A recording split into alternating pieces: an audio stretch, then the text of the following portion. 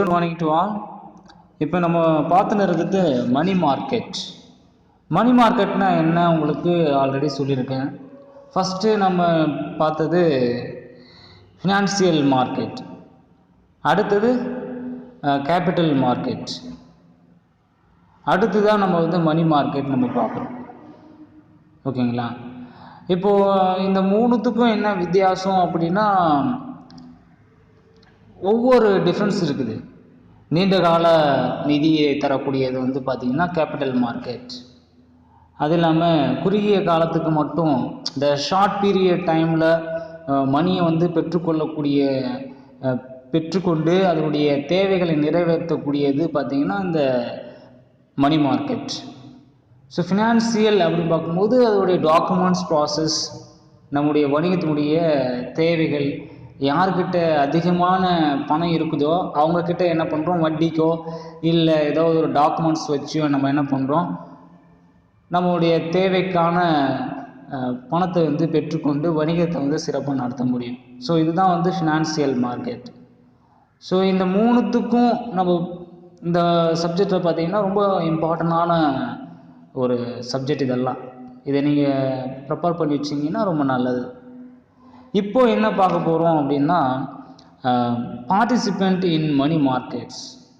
என்ன பார்ட்டிசிபெண்ட்ஸ்னால், அதாவது யாரெல்லாம் பங்கேற்கலாம், இந்த மணி மார்க்கெட்டில் யாரெல்லாம் பங்கேற்கலாம், யாருக்கெல்லாம் ஒரு உரிமை இருக்குது அப்படின்னு பார்க்கும்போது, there are many participate operating in the money market. The participant deal with the money market instruments like treasury bill. First என்னென்னா ட்ரெஸரரி பில். ட்ரெஸரரி பில்னால் இதுதான் கவர்மெண்ட் ட்ரெஸரரி பில்னு சொல்லுவாங்க. அதாவது கவர்மெண்ட் அண்டு வித் எஸ்பிஐ இது லிங்கில் இருக்கும். இது ஒரு பேங்க் மாதிரி, கருவூலம் அப்படின்னு சொல்லுவாங்க. இந்த ட்ரெஸரரி பில்ஸ், அதாவது கருவூலத்திலிருந்து பெறக்கூடிய அந்த பில், அதுக்கு அந்த ஆவணத்துக்கு பார்த்திங்கன்னா உரிமை இருக்குது. ஓகேங்களா? அதே இல்லாமல் ட்ரெஸரரி பில்னால், நீங்கள் ட்ரெஸரரின்னா நீங்கள் புரிஞ்சுக்கணும், அது கவர்மெண்ட்டு ஆஃபீஸர் ஸ்டாஃபுக்கு ஒரு சேலரி போடத்தோ இல்லை ஒரு பொருள் வாங்கினாவோ இல்லை விற்றாவோ என்ன பண்ணணும்னா அவங்கக்கிட்ட தான் எல்லாமே அப்ரூவ்டு வாங்கணும். அந்த பேங்க்கிட்ட நம்ம அப்ரூவ்டு வாங்கணும். எல்லாத்துக்கும் கவர்மெண்ட்டை என்னென்ன ப்ராசஸ் பண்ணுதோ எல்லாமே இந்த ட்ரெஸரரி பில் மூலியமாக தான் ப்ராசஸ் ஆகும். ஓகேங்களா? இது நல்லா தெரிஞ்சுங்க. வேறு எந்த பேங்க்குக்கும் போகாது, வேறு எந்த பேங்க்குக்கும் லிங்க்கு கிடையாது. ஒன்று ஆர்பிஐ என்ன ரூல்ஸ் பிரகாரம் எந்த பேங்க் மூலிமா ட்ரெஸரரி இஷ்யூ பண்ணுதோ அந்த பேங்க்குக்கு மட்டும்தான் இது செல்லுபடி ஆகும். ஓகேங்களா? அதுதான் எஸ்பிஐ ஆல்ரெடி கொடுத்துருக்காங்க. ட்ரெஸரரியில் எஸ்பிஐ ப்ராசஸ் பண்ணுறாங்க. ஓகேங்களா? அடுத்தது பார்த்திங்கன்னா கமர்ஷியல் பில்ஸ்னால் வணிக ரசீதுகள். இதுக்கெல்லாம் இதெல்லாம் வச்சுன்னு பங்கேற்கலாம். கமர்ஷியல் பேப்பர், வணிகத்தாள்கள். அதாவது வணிகத்தாள்கள்னால் பிஸ்னஸ் ரன் பண்ணக்கூடிய, நான் அதிகமான ப்ராசஸில் என்னுடைய பிஸ்னஸ் ரன்னிங் ஆகினிருக்கு, அப்போது அந்த ரன்னிங் ஆகக்கூடிய அந்த டாக்குமெண்ட்ஸு, அதனுடைய ஸ்டேட்மெண்ட்ஸ், இது எல்லாத்தையும் வணிகத்தாளாக நான் கொடுக்கலாம். இது மூலிமா எனக்கு நான் நிறுவனத்தை மேற்கொள்ளத்துக்கு இது நான் தகுதியானவன் அப்படின்னு சொல்லிட்டு இந்த பண தேவை இந்த மணி மார்க்கெட்டுக்கு கொண்டு வரலாம். ஃபார் எக்ஸாம்பிள் பார்த்திங்கன்னா, first government of different countries, அதாவது பல்வேறு நாடுகளுடைய அரசாங்கங்கள் இது மூலயமா பங்கேற்கலாம் அப்படின்னு சொல்கிறாங்க.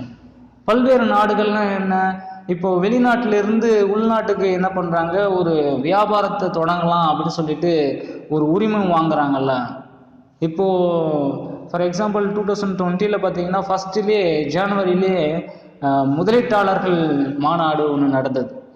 அப்போது என்ன பண்ணுறாங்க, நீங்கள் வெளிநாட்டில் இருந்து இங்கே பிஸ்னஸ் பண்ணிக்கலாம், ஏன்னா இங்கே பிஸ்னஸ் பண்ணும்போது எல்லா வளங்களும் இங்கே இருக்குது, நீங்கள் எல்லாத்தையும் நீங்கள் பயன்படுத்திக்கலாம். அது இல்லாமல் இங்கே இருக்கிற மக்களுக்கு நீங்கள் வேலைவாய்ப்பு வந்து நீங்கள் கொடுக்கணும் அப்படின்னு சொல்லிட்டு என்ன பண்ணுறாங்க, அந்த ப்ராசஸை வந்து மேற்கொண்டு தான் வந்து டிஃப்ரெண்ட் கண்ட்ரிஸுடைய கலந்துக்கலாம் அப்படின்னு சொல்கிறாங்க. அடுத்தது பார்த்திங்கன்னா central bank of different countries. என்னன்னா பல்வேறு நாடுகளுடைய மைய வங்கிகள் பல்வேறு நாடுகளில் இருக்கிறது பார்த்திங்கன்னா, இப்போது யூகேல இருக்கிற பேங்க்ஸ், அப்புறமேட்டுக்கு பல்வேறு விதமான அயல்நாட்டுடைய வங்கிகள், மைய வங்கிகள், அதெல்லாம் கலந்து கொள்ளலாம் அப்படின்னு சொல்கிறாங்க. அது மட்டும் இல்லாமல் ப்ரைவேட் அண்ட் பப்ளிக் பேங்க்ஸ், இதில் தனியார் மற்றும் பொதுத்துறை வங்கிகளும் இதை கலந்து கொள்ளலாம் அப்படின்னு சொல்கிறாங்க. Mutual funds institutions, mutual fund institution அதாவது பரஸ்பர நிதி நிறுவனங்களும் கலந்து கொள்ளலாம். இன்சூரன்ஸ் கம்பெனிஸ், காப்பீட்டு நிறுவனங்களும் கலந்து கொள்ளலாம். நான் பேங்கிங் ஃபினான்சியல் இன்ஸ்டிடியூஷன்ஸ், நான் பேங்கிங் ஃபினான்சியல் இன்ஸ்டிடியூஷன்னா வங்கி அல்லாத நிதி நிறுவனங்கள். வங்கி அல்லாத நிதி நிறுவனங்கள்லாம் யாருன்னா, இப்போது அதான் முன்னாடியே நம்ம படித்தோம்ல, ஃபினான்சியல் அப்படின்னு சொல்லிட்டு நம்ம ஃபினான்சியல் மார்க்கெட்டில் அதிகமான நபர்களை அதிகமாக பண தேவையோடு இருப்பாங்க பார்த்தீங்களா. இப்போது ஃபார் எக்ஸாம்பிள் அதிகமாக பணத்தை வந்து வச்சுனுக்கிறது யார்? இந்த மாதிரி கந்து வெட்டி விடுவாங்க. அப்புறமேட்டுக்கு அதாவது கந்து வண்டி விடுறாங்கன்னா வந்து கவர்மெண்ட்டுடைய ப்ராசஸ் பிரகாரம் அவங்களுடைய வட்டி வந்து மேற்கொள்ளுவாங்க. அவங்கள தான் சொல்கிறேன் நான். ஸோ அவங்கெல்லாம் நம்ம கலந்து கொள்ளலாம். அடுத்தது பார்த்திங்கன்னா RBI and SBI, RBI and SBI இது வந்து கலந்து கொள்ளலாம். ஓகேங்களா. அடுத்தது கமர்ஷியல் பேங்க்ஸ், வணிக வங்கிகளும் இதில் கலந்து கொள்ளலாம். அடுத்தது ஸ்டேட் கவர்மெண்ட்ஸ், மாநில அரசுகளும் இதில் பங்கேற்கலாம். பப்ளிக், பொதுமக்களும் இதில் கலந்து கொள்ளலாம் அப்படின்னு இந்த டாபிக் மூலிமா கொடுக்குறாங்க. இது வந்து பார்த்திங்கன்னா 2 மார்க்கில் கேட்பாங்க. 2 மார்க் அல்லது 3 மார்க்கில் உங்களுக்கு கேட்பாங்க. ஸோ நீங்கள் வந்து இதை ஃபாலோ பண்ணிங்க. 2 மார்க் அல்லது 3 மார்க்கில் கேட்பாங்க. ஓகேங்களா. இதை நோட் பண்ணி வச்சுக்கிங்க. இது இம்பார்ட்டண்டான ஒரு கொஷின், இதை நோட் பண்ணி வச்சுங்க. ஜஸ்ட் இந்த 10 பாயிண்ட்ஸ் எதுனாவே போதும், நீங்கள் உங்களுக்கு 3 மார்க்கோ இல்லை 2 மார்க்கோ கொடுத்துருவாங்க. ஓகேங்களா. அடுத்ததான் நம்ம வந்து மணி மார்க்கெட் இன்ஸ்ட்ருமெண்ட்ஸ்ன்னு நம்ம பார்க்க போகிறோம். மணி மார்க்கெட்டுடைய இன்ஸ்ட்ருமெண்ட்ஸ், அதாவது மணி மார்க்கெட்டுடைய இன்ஸ்ட்ருமெண்ட்ஸ் என்ன? பணச்சந்தை ஆவணங்கள் அப்படின்னு சொல்லுவாங்க. இது வந்து பணச்சந்தை ஆவணங்கள். There are many kinds of instruments available in money market. In India, till 1986, only 5 instruments were available. There were as follows.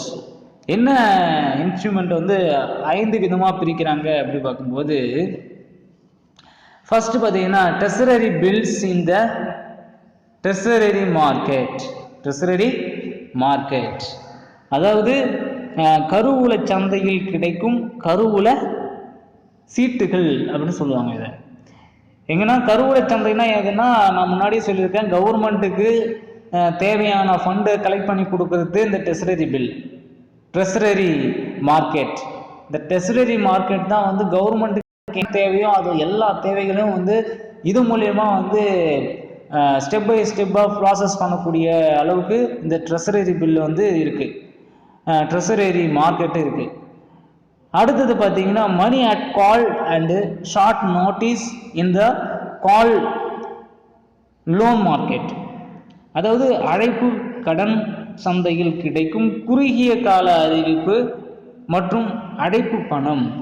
என்ன கால் மணி, கால் லோன் மணி மார்க்கெட் அப்படின்னா, இப்போ நம்ம குறுகிய காலத்தில் நமக்கு கடன் கிடைக்கணும் அப்படின்னு நினச்சுன்னா, உடனே எனக்கு வந்து ஒரு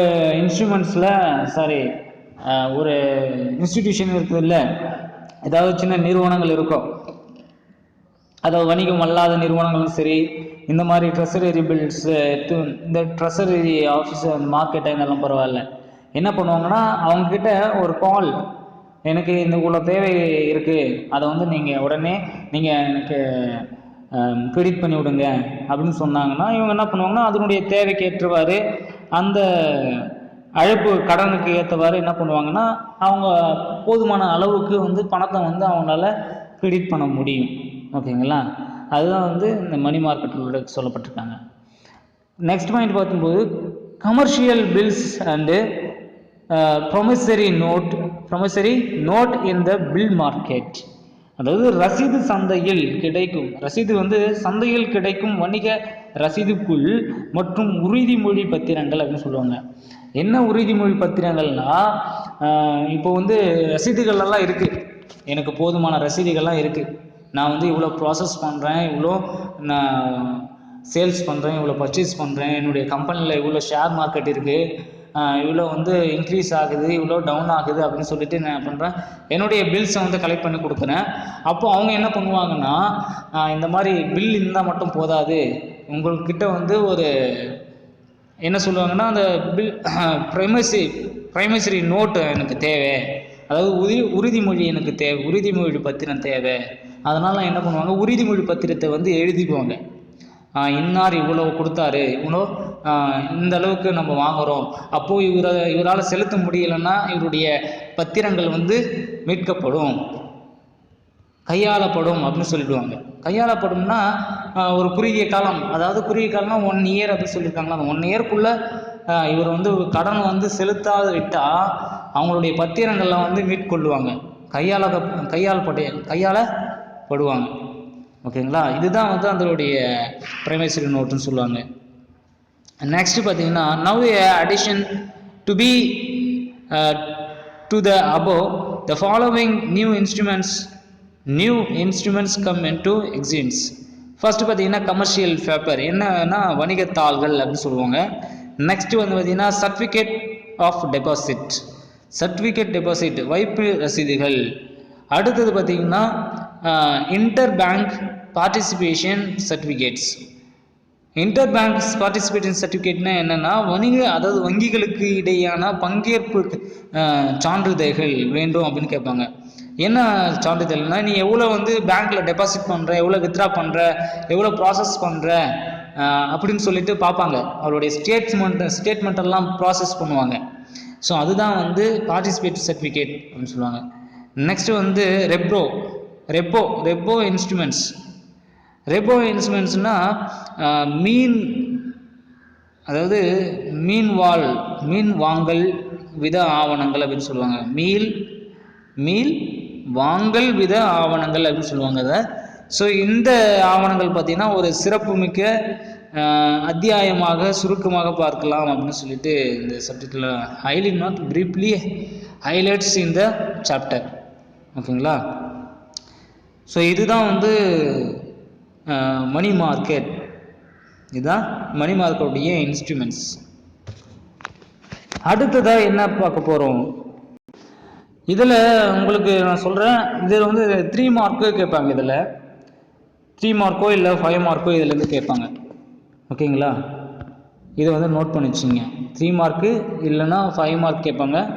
5 மார்க்குன்னா வந்து பார்த்தீங்கன்னா உங்களுக்கு வந்து இன்னும் ப்ரீஃபாக எழுத சொல்லுவாங்க, இன்னும் அதிகமாக எழுத சொல்லுவாங்க. அது வந்து நீங்கள் அடுத்ததாக நான் சொல்கிறேன், அதை நீங்கள் நோட் பண்ணி வச்சுங்க.